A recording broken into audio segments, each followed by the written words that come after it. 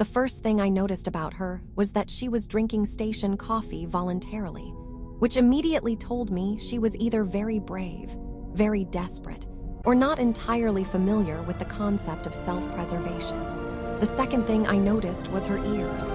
They were long, smooth, and elegant, extending slightly behind her hair like they had grown in a place where evolution cared about aesthetics instead of survival. Nobody else seemed to notice them. Or maybe they did and simply chose not to stare. I tried to do the polite thing and look away, but that lasted approximately 3 seconds. She was sitting at the observation deck, staring at the slow spin of Saturn's rings outside the reinforced glass. The station hummed quietly. Cargo drones drifted by like lazy mechanical fish, and somewhere behind me a trader was loudly arguing about why oxygen should be tax-free. It was a normal day. A very normal, slightly annoying, entirely predictable day. Then she turned her head. Her eyes met mine. I looked away instantly, pretending to be extremely interested in a maintenance drone polishing the same section of floor for the 5th time. Unfortunately, pretending not to stare only made it more obvious that I had been staring. "You are observing me," she said. Her voice was calm, soft, and perfectly clear. No accent, no distortion. Just smooth, precise words that sounded carefully assembled before leaving her mouth. I turned back slowly. I wasn't observing. I was visually acknowledging. She tilted her head slightly. "That is observing." "Well," I said, surrendering. "Then yes, I was observing." She studied me quietly. Her ears twitched just slightly, like they were adjusting to a signal only she could hear. "Is this considered polite among humans?" "Not really," I admitted. "But in my defense, you're the only person here willingly drinking station coffee." She looked down at the cup in her hands. "I detected high caffeine levels," she said.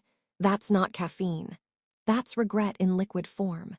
She took another careful sip anyway, like she was testing a hazardous chemical. Then she looked back at me again, and for reasons I still don't fully understand, the words slipped out before my brain could stop them. "You look beautiful." The moment froze. She didn't blink. She didn't move. She didn't even breathe, as far as I could tell. I immediately regretted every life decision that had led me to this moment. "I'm sorry," I added quickly. "That might have sounded strange. I just meant beautiful," she repeated softly. Her fingers tightened slightly around the cup. Her ears twitched again, more noticeably this time. Something about her expression shifted, not confusion exactly, but something deeper, like she had just heard a sound she didn't know existed. Then she placed her free hand slowly over her chest. Her eyes widened. "I am detecting irregular neural activity," she murmured. "That sounds bad. I am unsure." She inhaled slowly. Then she laughed. It was quiet, soft, and completely unexpected, like someone discovering laughter for the first time and being surprised by how it felt. At the exact same moment, the station lights flickered. A cleaning drone nearby rolled directly into a wall, paused, then rotated slightly as if reconsidering its life choices. The temperature dropped just enough for me to notice. I looked around. Did that just happen? She looked at her hand, still resting over her chest. "I believe," she said slowly, "I am experiencing something new." "Like what?" She looked at me again, her eyes faintly brighter now. "I do not yet know." Behind us, a vending machine beeped loudly and dispensed 3 sandwiches onto the floor. No one had ordered them. I stared at the sandwiches, then at her, then back at the sandwiches. "Okay," I said carefully. "That's mildly concerning." Her ears twitched again. "I also detect amusement," she added quietly. One of the sandwiches slid off the tray and fell to the floor. Neither of us moved. I exhaled slowly. "Out of curiosity," I said, "does this kind of thing usually happen when you feel whatever you're feeling?" She considered that. "I have never felt this before." That was when the artificial gravity shifted slightly, just enough to make my boots scrape half a centimeter across the floor. Somewhere behind us, someone clapped, assuming it was entertainment. She looked at me calmly. "I believe," she said softly, "your statement may have initiated something significant." I nodded slowly. "Yeah," I muttered. "I had a feeling complimenting you might break something." Her ears lifted slightly. "I think," she said, "you may have broken more than that." I picked up one of the sandwiches from the vending machine, mostly to confirm it was real and not some hallucination caused by station coffee. It felt solid, warm, and suspiciously well-made for something that had appeared out of nowhere. "Did you order these?" I asked. "No," she said calmly. "Me neither." Another sandwich dropped. We both looked at it. "Okay," I muttered. "That's starting to feel personal." She leaned slightly forward, studying the vending machine like it was a fascinating experiment. "I am detecting probability fluctuations," she said quietly. "That sounds expensive." "It means events are adjusting." "Adjusting to what?" She looked at me again. "To my internal state." Right on cue, the lights flickered again, but this time they dimmed and brightened in a slow rhythm, like the station itself was trying to blink. I exhaled slowly. "So your feelings control electronics?" "Not intentionally. That's not comforting." She tilted her head again, watching me carefully like she was studying my reactions. "You appear nervous." "That's because the last time someone told me they were affecting reality, it ended with evacuation alarms and a missing cargo bay." "I will attempt to minimize disruption," she said. Behind us, a cleaning drone gently lifted off the ground, floated for 2 seconds, then settled back down as if embarrassed. I rubbed my face. "You're not doing a great job so far." She seemed to consider that seriously. "I am still learning." We started walking slowly along the observation corridor. Or rather, I started walking, and she followed beside me with quiet precision. Every few steps, I noticed passengers glancing at us, then at the small, strange things happening nearby. A cargo crate slid 3 centimeters across the floor. A holographic advertisement blinked and replaced a luxury cruise ad with a smiling cartoon asteroid wearing sunglasses. I pointed at it. "That's new." "I did not intend that," she said. "Your subconscious has a sense of humor." She seemed to pause at that. "I am experiencing curiosity," she said. "About what?" "You." "That's also mildly concerning." She nodded, as if confirming something. "You called me beautiful." Humans usually reserve that statement for individuals they find aesthetically pleasing. "That's generally how it works." "And you do not know my species." "No." "And you are not concerned about biological incompatibility." I nearly walked into a wall. That escalated quickly. She watched me carefully, her ears twitching again. "I am analyzing human conversational patterns. This appears to be normal progression." "No," I said quickly. "No, it really is." She looked slightly puzzled. "I am detecting increased heart rate.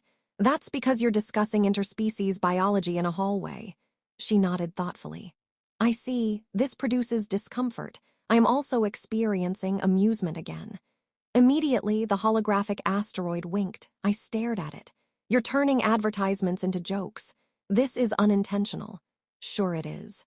A station announcement chimed softly. "Attention passengers, minor gravitational calibration in progress. Please remain calm." Right as the message ended, gravity shifted slightly sideways for half a second. A nearby trader slid gently into a wall, then nodded like nothing unusual had happened. I sighed. "Your emotions are getting stronger, aren't they?" "Yes," she admitted quietly. "Is that bad?" "I do not know." She slowed her steps slightly, looking at her hands as if they might explain something. "My species studies emotion as a distant concept. We understand chemical reactions, neural pathways, but we do not experience them." "And now you do?" "Yes, because I called you beautiful." "Yes." Another small pause, then she looked at me again, softer this time. "I am also experiencing something else." I waited. "What is it?" She hesitated. "I believe attachment." Right then, the corridor lights warmed slightly, shifting from sterile white to a softer glow. I stared at the ceiling. Of course they did. She looked up too. "This is pleasant." A service robot rolled past, stopped, and turned toward us. "Congratulations," it said politely, then rolled away. I blinked. "Did that robot just congratulate us?" "I believe so." I sighed slowly. "Great. Even the robots think this is a thing now." Her ears lifted slightly. "I am beginning to think," she said softly, "that you are becoming important to me." Right as she said that, my wrist communicator buzzed. Station AI alert. Unidentified probability distortion detected. I looked at her. She looked at me. Another sandwich appeared in my free hand. Neither of us had touched the vending machine. I stared at it. Okay, I muttered quietly. This is definitely getting worse. The sandwich in my hand was still warm, which somehow made the situation feel more serious. I looked at it, then at her, then slowly placed it on the nearest console like it might explode if I made sudden movements. My wrist communicator buzzed again. Station AI alert, probability distortion escalating, source unconfirmed. I raised my arm slightly. That's probably you. She looked at the display, then at me, her ears lowering slightly. I am experiencing concern. The lights dimmed instantly. Somewhere behind us, a cargo drone stopped midair and hovered, uncertain, like it had forgotten what gravity was supposed to do. Okay, I said quickly. Don't panic. Concern seems to make physics nervous. She inhaled slowly, trying to steady herself. The hovering drone gently lowered back to the ground, like reality exhaling with her. I am attempting regulation, she said quietly. You're doing great. Only minor reality distortions so far. She tilted her head. You are using humor to reduce tension. Yes, it's one of humanity's few survival mechanisms. Her ears lifted slightly. I find that reassuring. Before I could reply, station security rounded the corner. 3 officers moved carefully toward us, holding portable containment emitters usually reserved for plasma leaks or aggressive microsingularities. One of them spoke cautiously. We're detecting localized distortions. Are either of you aware of anything unusual? I glanced at her. She looked back at me. I believe I am the unusual element, she said calmly. The officers exchanged looks. That was when one of them accidentally dropped his device. It floated midair instead of falling, spinning slowly like it was reconsidering gravity. All 3 officers froze. Okay, one of them muttered. That's new. Her ears lowered further. I am now experiencing fear. Immediately, the corridor lights flickered. The walls creaked softly. The floating device began drifting sideways. I stepped closer to her without thinking. Hey, I said quietly. It's okay. They're just curious. No one's trying to hurt you. She looked at me. Something softened in her expression. Slowly, the floating device dropped gently to the floor. The lights stabilized. The station exhaled again. You calm the response, she said softly. I guess I'm your emotional stabilizer. I believe so. One of the officers cleared his throat. So, what's happening exactly? She looked at them, then at me. This human-initiated emotional activation within my neural structure. My species interacts with quantum probability during heightened emotional states. The officer blinked. So, feelings are breaking physics? Yes, he nodded slowly. Honestly, we've seen worse. My communicator buzzed again. Station AI, emotional field stabilizing, anomaly reducing. She exhaled softly, her posture relaxing. I am adapting, she said quietly. That's good. She studied me carefully like she was measuring something invisible. You changed me, she said. I shrugged slightly. I just gave you a compliment. You initiated emotional awareness. My species has searched for this for centuries. I blinked. Wait, seriously? Yes. Another pause. My people monitor my neural signature remotely, she continued. They are now aware of this change. Right then, the station windows flickered briefly. Outside, a faint shimmer appeared in orbit, dozens of distant lights forming silently. I stared. Those aren't cargo ships. No, she said softly. They are my people. I swallowed. That's a lot of people to invite after a compliment. She almost smiled. I believe they are curious. My communicator beeped one last time. Station AI, external fleet detected, no hostile intent. The tension eased slowly. She stepped slightly closer to me. I am experiencing gratitude, she said quietly. That one's safe. Gratitude doesn't usually break reality. Her ears lifted gently. I am also experiencing affection. A small warm glow flickered along the corridor lights, softer this time, controlled. I smiled. You're getting better at this. Yes, she said. The distant fleet outside held position peacefully. She looked at Saturn's rings, then back at me. My species will learn emotions because of this moment. And all I did was say you were beautiful. Sometimes, she said softly. Small words create large futures. I nodded. I realized I wasn't nervous anymore. Reality wasn't bending wildly. The station felt calm. And for the first time since this started, everything felt normal, almost. The vending machine beeped one last time. 2 cups of coffee appeared. She looked at them, then at me. I believe this is happiness.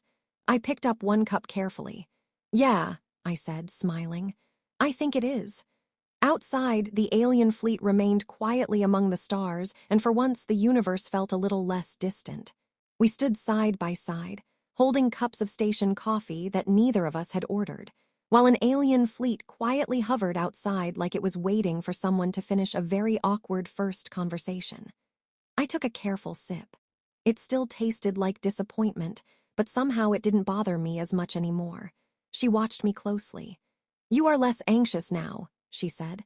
I think I ran out of anxiety about 10 reality distortions ago. Her ears twitched gently. I am also more stable. The corridor lights remained steady, the gravity behaved normally, and the vending machine had stopped spontaneously generating carbohydrates. The universe, it seemed, had decided to stop panicking. My wrist communicator chimed again, but this time the message was calmer. Station AI, external fleet requesting communication. Priority, diplomatic, I looked at her. That's your cue. She nodded slowly, though I noticed her fingers tighten slightly around the coffee cup. You are experiencing nervousness, I said. Yes, that's normal. Humans get nervous before meeting in-laws too. She blinked. In-laws. You'll learn later. She almost smiled. A holographic projection flickered to life in front of us.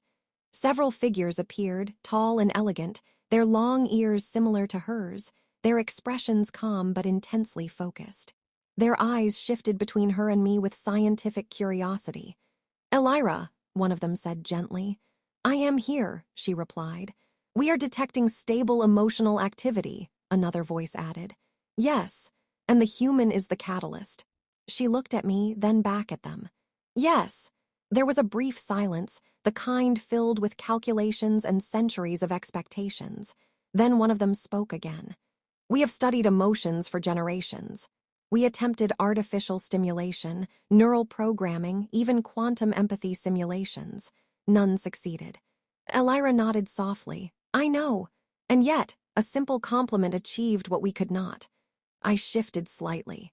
I really didn't expect that to be my greatest contribution to science. To my surprise, one of the alien figures tilted their head slightly, almost like amusement. Human, the voice said, your species has always been unpredictable. That's a polite way of saying chaotic. Yes. Elira looked at me again, her expression warmer than before. I am experiencing something new again, she said quietly. Let me guess. Hopefully not something that flips gravity. No, this feels steady. The lights remained unchanged. I nodded. That sounds like comfort. She repeated the word softly. Comfort. Outside, several ships in the fleet adjusted their positions, forming a quiet, respectful arc around the station.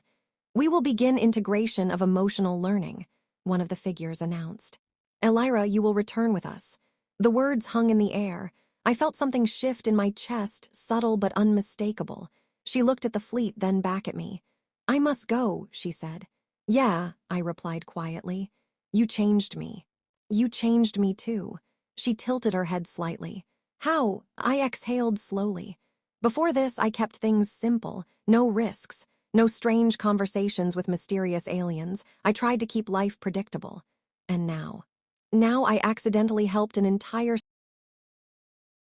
civilization discover emotions. Her ears lifted gently. That is significant growth. Yeah, I said with a small smile. Also slightly terrifying. She stepped closer. I'm experiencing reluctance. That one's tough, I admitted. The holographic figures waited silently. She held out her hand slowly. I hesitated only a moment before taking it. Her fingers were warm, stable, no flickering lights, no shifting gravity, just contact. I will remember this, she said softly. Me too. She released my hand, then turned slightly toward the projection. I am ready. The hologram faded. Outside, one of the ships moved closer. a soft beam forming between it and the station. She looked at me one last time. "You still think I am beautiful?" I smiled. "Yeah, even more now." Her ears lifted gently, and this time nothing around us malfunctioned. She smiled, calm, certain, and fully present. Then she stepped into the beam. A moment later, she was gone. The fleet slowly shifted, lights glowing softly as they prepared to depart. One by one, the ships turned toward deep space. I stood there, holding my now empty coffee cup, watching them disappear into the stars. The vending machine beeped quietly beside me. One last cup appeared. I picked it up, shaking my head. "All right," I muttered. "I guess this is my thing now." I took a sip, staring at the quiet space where the fleet had vanished. For the first time in a long time, the universe didn't feel distant. It felt connected. And I realized something simple, something I probably should have known all along. Sometimes, changing the future doesn't require advanced technology or grand discoveries.